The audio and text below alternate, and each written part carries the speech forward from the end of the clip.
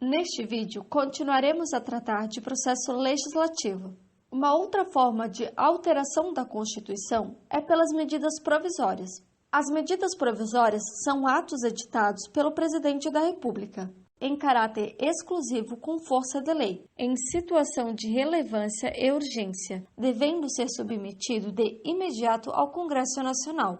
Deveria ser um instrumento de utilização excepcional, mas, sob o fundamento desmedido de relevância e urgência, transformou-se no principal instrumento legislativo utilizado pelo Poder Executivo.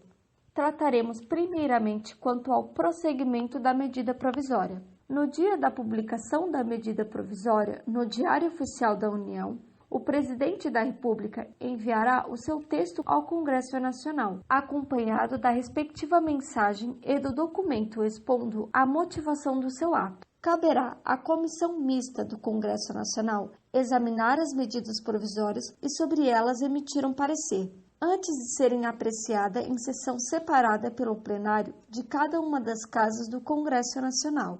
Os deputados e senadores examinarão os aspectos constitucionais, o mérito, bem como a adequação financeira e orçamentária, sendo que a deliberação de cada uma das casas do Congresso Nacional sobre o mérito das medidas provisórias dependerá do juízo prévio sobre o atendimento de seus pressupostos constitucionais. Em seguida, depois de ser analisada por uma comissão mista, a medida provisória vai para a Câmara dos Deputados, pois o processo de votação será em sessão separada e não mais em sessão conjunta. A votação inicia-se na Câmara, seja qual for a espécie normativa. Na Câmara, vai para a Comissão de Constituição e Justiça. Depois, é votada em plenário. Depois segue para o Senado, onde acontece a mesma coisa, ou seja, vai para a Comissão de Constituição e Justiça e depois para o plenário do Senado.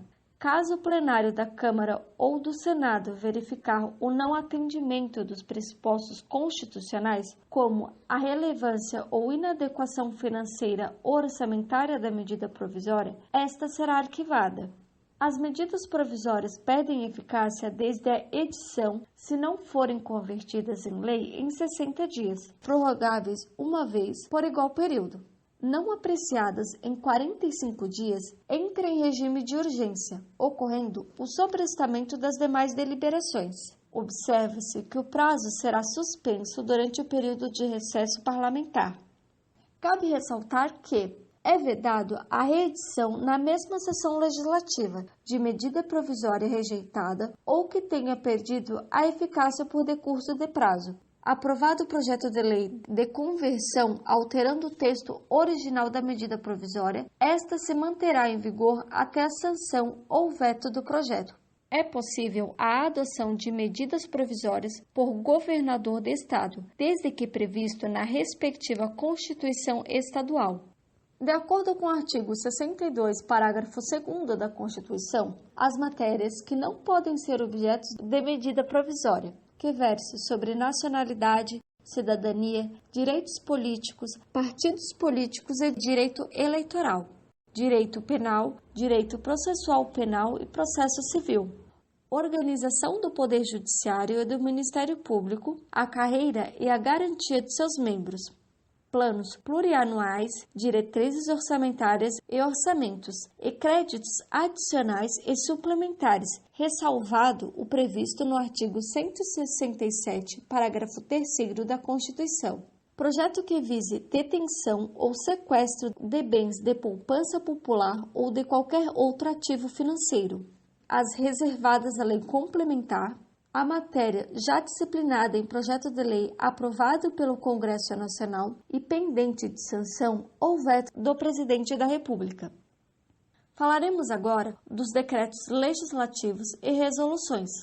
O decreto legislativo é a espécie normativa utilizada nas hipóteses de competência exclusiva do Congresso Nacional, não sujeita a sanção ou veto presidencial. Os regimes interno de cada casa ou do Congresso Nacional disciplinarão as regras para o seu procedimento. Iniciado o processo legislativo, haverá discussão no Congresso. Com a aprovação por maioria simples, ocorrerá a promulgação pelo presidente do Senado Federal, que determinará sua publicação.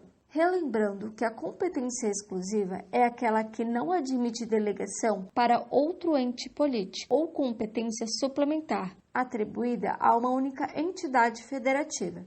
Já a resolução é a espécie normativa utilizada para regular a matéria de competência do Congresso Nacional e de competência privativa da Câmara dos Deputados e do Senado Federal. Cabe aos regimes internos de cada casa disciplinar o processo legislativo para a elaboração da resolução. Haverá discussão nas respectivas casas. A aprovação se dá por maioria simples e a promulgação será realizada pelo presidente da casa, que determinará a publicação. A competência privativa é aquela atribuída a uma única entidade federativa, mas com possibilidade de delegação em questões específicas.